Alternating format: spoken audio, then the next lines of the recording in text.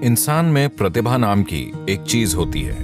यहां ऐसी क्षमता है जो प्रकृति के लाखों वर्षों का काम सुबह से दोपहर तक कर सकती है। अगर जरूरी कोशिश की जाए तो आप जागरूकता से ऐसा कर सकते हैं। अगर जरूरी स्थिति बनाई जाए तो उस व्यक्ति का सफल होना तय है।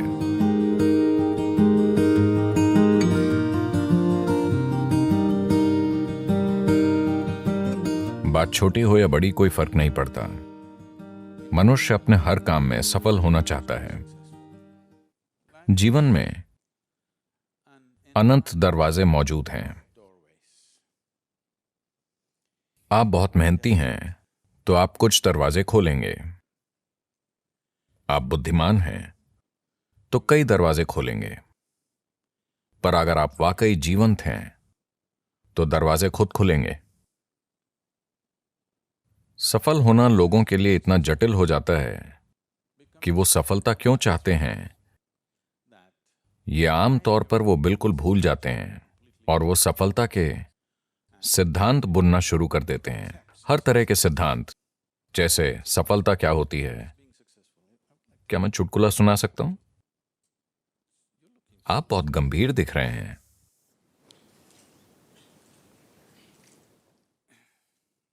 भारत में एक आदमी था, शंकरन पिल्लई। अच्छा, ये जॉन स्मिथ की तरह है।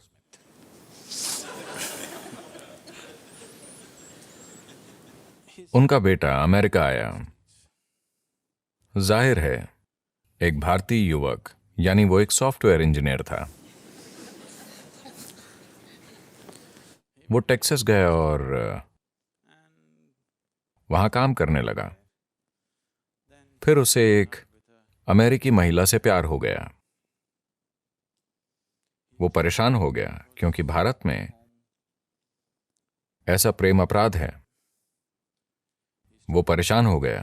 फिर उसने अपनी मां को बताया। फिर मां ने पिता को बताया और पिता फट पड़े। वो उन्हें समझाने के लिए घर गया, पर बात नहीं बनी, क्योंकि भारत में कोई शादी करना चाहे तो लोग उसके परिवार की 500 पुश्तें जांचते हैं। वो उस व्यक्ति के वंश की शुद्धता देखते हैं जिससे आपकी शादी होगी। तो अमेरिका की एक गोरी महिला, आप उससे कैसे शादी कर सकते हैं? हम उसका वंश नहीं जानते, वो कहां से आई है, उसका वंश क्या है, दादा दादा दादा। तो वो समझा नहीं पाया और वापस आ गया और उसे फिर से प्यार हो गया और वो आगे बढ़ गए। तब शंकरन पिल्लई अपने बेटे को त्याग कर बोले, मेरा तुमसे कोई लेना देना नहीं है। फिर साल बीते, उनका एक बेटा हुआ और उसकी तब की तस्वीर थी जब वो पैदा हुआ था, और पत्नी रोजाना अपने छोटे बेटे की तस्वीर फेसबुक पर अपलोड करती थी। छोटा सा बच्चा बड़ा हो रहा था। वो बेटे को त्याग चुका था, पर पोते की बात अलग होती है। धीरे धीरे 1-2 साल में उसे इस छोटे बच्चे से प्रेम हो गया जिसे उसने देखा तक नहीं था। फिर लोग अमेरिका से उसके पास आने लगे, अरे आपने अपने पोते को नहीं देखा? ओह, आप उसे जरूर देखिए, वो आपके जीवन का फल है। धीरे धीरे उसे इच्छा हुई। फिर उसने तय किया वो अपने बेटे का चेहरा नहीं देखेगा, पर अमेरिका जाकर सिर्फ पोते को देखेगा। और उस गोरी औरत को तो बिल्कुल नहीं देखेगा। फिर वो अमेरिका गया और उसे एक 7 साल का ऊर्जावान युवा लड़का मिला। वो एक फार्म में रह रहे थे। वो यहां वहां कुछ करता रहता था। उसे इस छोटे साथी से गहरा प्रेम हो गया। फिर एक दिन वो लड़का बोला, दादाजी आओ, मैं आपको तीरंदाजी सिखाता हूं। वो उस लड़के के साथ फार्म में गया और वहां उसने 8 लक्ष्य देखे। वो सभी तीर बिल्कुल निशाने पर थे। शंकरन पिल्लई ने यह देखकर सोचा, अरे ये मेरा पोता है। उसे भारत के सभी महान तीरंदाज याद आ गए, अर्जुन और एकलव्य, और उसे भविष्य दिखा। ओलंपिक स्वर्ण पदक आसमान से गिर रहे थे। फिर उसने पूछा, तुमने कहां से तीर चलाया? लड़का बोला, 20 गज से। क्या? 20 गज की दूरी से तुमने सभी तीर निशाने पर मारे हैं? तुमने ये कैसे किया? फिर लड़का बोला, दादाजी, मैं तीर पहले मारता हूं और फिर निशान बना देता हूं। तो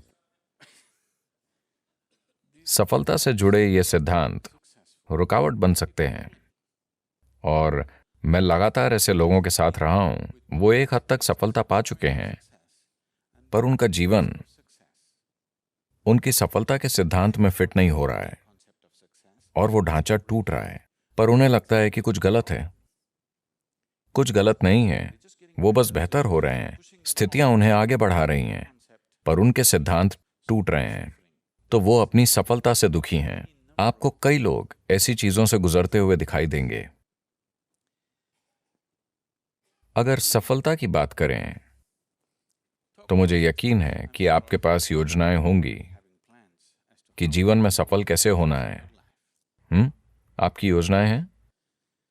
योजना ठीक है। योजना अच्छी होकर भी एक उलझन हो सकती है, क्योंकि आप आज जो जानते हैं उसी से योजना बनाते हैं।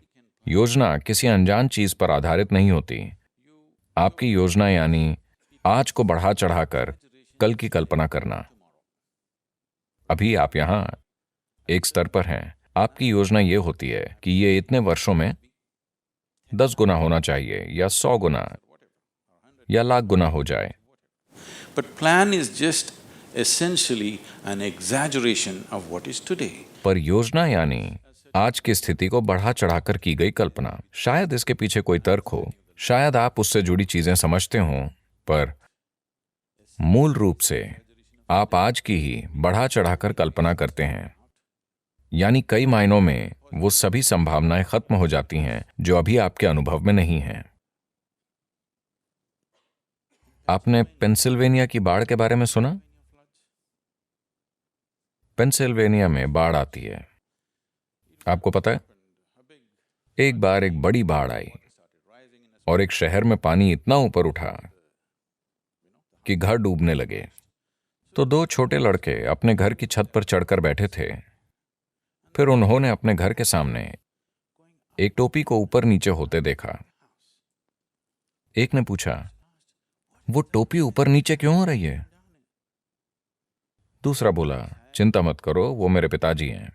कल उनका मेरी मां से झगड़ा हुआ था और उन्होंने प्रण लिया था, नरक या ऊंचा पानी, मैं लॉन जरूर काटूंगा।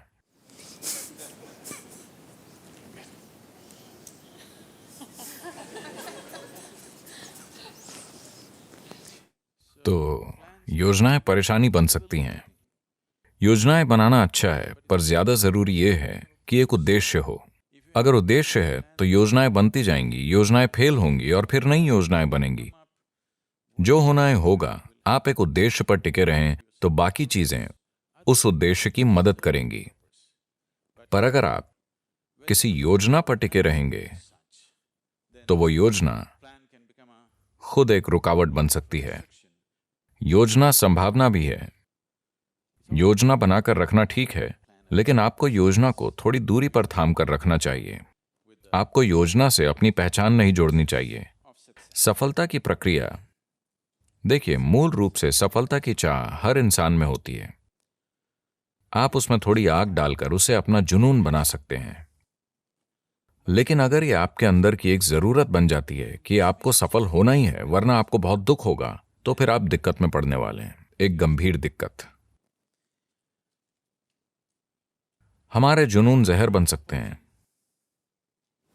If we start becoming resentful for the non-fulfillment of those passions, हमारे जुनून जहर बन सकते हैं अगर हम उन जुनून के सफल न होने पर नाराज होने लगें। तो जहर बनने से मेरा मतलब है कि आज ये दिखाने के लिए काफी मेडिकल और वैज्ञानिक सबूत हैं कि नाराज होने पर, जब आप किसी चीज से गुस्सा होते हैं या चिड़चिड़े होते हैं,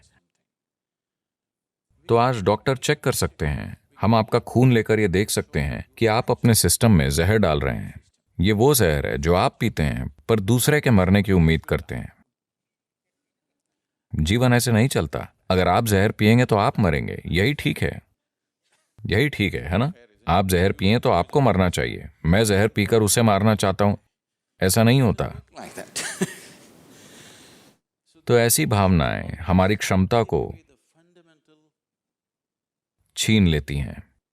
देखिए, इंसान में प्रतिभा नाम की एक चीज होती है, हर इंसान में होती है, वो उसे जीवन में कभी ना कभी छूता है। पर प्रश्न ये है कि आप उसे कितनी बार छूते हैं, यही प्रश्न है। You sparked once in your lifetime. That's not good enough. You must be sparking all the time, isn't it?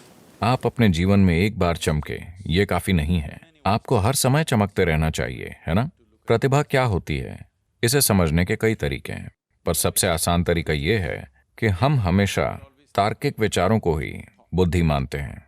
नहीं, तार्किक विचार शायद अगले 25 वर्षों में बेकार हो जाएगा, क्योंकि तब शायद आपका कंप्यूटर हर तरह के तार्किक विचार पैदा करने के काबिल हो जाएगा, आपसे कहीं बेहतर और कहीं ज्यादा तेज। तो प्रतिभा को छूना यानी अपने अंदर मौजूद बुद्धि का दूसरा आयाम छूना। आपने नाश्ते में क्या खाया? Chicken in salad. देखिए, उन्होंने मुर्गी खाई। दोपहर होते होते वो मुर्गी एक इंसान में बदल गई है। अगर आप चार्ल्स डार्विन से पूछते कि एक मुर्गी इंसान कितने समय में बनती है, तो वो लाखों वर्षों की बातें करते हैं। यहां ये दोपहर में ही मुर्गी को इंसान में बदल रहे हैं। So there is an intelligence here. There is a competence here.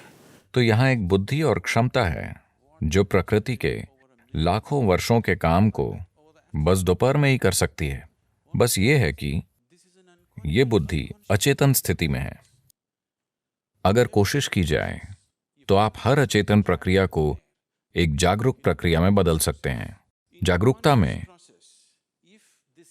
अगर इस बुद्धि की एक बूंद भी आपको मिल जाए तो अचानक जीवन एक जादू की तरह चमक उठेगा। जो काम लोग मुश्किल से करते हैं वो आपके लिए आसान होगा। अब जब मैं बुद्धि कहता हूं तो लोग हमेशा ये सोचते हैं, अगर मैं लोगों से पूछूं कि बुद्धि कहाँ है तो सभी हमेशा यही कहेंगे, है ना? वो ये या ये या ये या ये नहीं कहेंगे। पर आपके शरीर की एक कोशिका आपके दिमाग से कहीं ज्यादा काम कर रही है। डीएनए का एक अणु 1 मिनट में इतने लाखों काम कर रहा है कि आप कभी समझ ही नहीं सकते, हाँ या ना? तो योग में या योग विज्ञान में हम कभी भी किसी चीज को मन नहीं मानते। मन जैसी कोई चीज नहीं होती। एक भौतिक शरीर है और एक मानसिक शरीर है। शरीर से सोचना सीखना होगा। ये एक छोटा सा सेशन है, अभी ये बात नहीं करनी चाहिए, पर यह बताना जरूरी है। कई चीजें हैं जो मैं खुद एक ही समय में करता हूं, क्योंकि कोई मुझे बताता है, अभी इस सत्र से पहले कोई कहता है, सद्गुरु इस इमारत की योजना बनानी है, क्योंकि हम सब कुछ खुद करते हैं।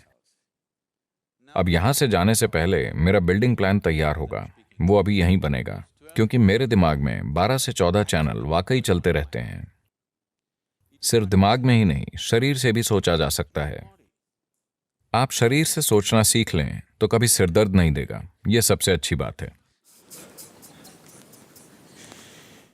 इतनी जिम्मेदारियां हैं और कई चीजें एक साथ चल रही हैं, तो क्या तनाव नहीं होता? बिल्कुल नहीं होता, क्योंकि आप अपने एक गहरे आयाम का इस्तेमाल कर रहे हैं और सभी कर सकते हैं। यह आयाम सभी में है। शायद आपके तर्क का स्तर किसी दूसरे से कम हो, सभी की तार्किकता अलग अलग होती है, पर हर इंसान, अगर आप एक गाजर खाते हैं तो उसे पचा सकते हैं, यानी आप में बुद्धि का एक और आयाम है। हाँ, अगर कोई व्यक्ति ऐसी स्थिति बनाए कि सिस्टम के अंदर जो भी है वो आपके लिए उपलब्ध हो, तो ऐसे व्यक्ति का सफल होना तय है।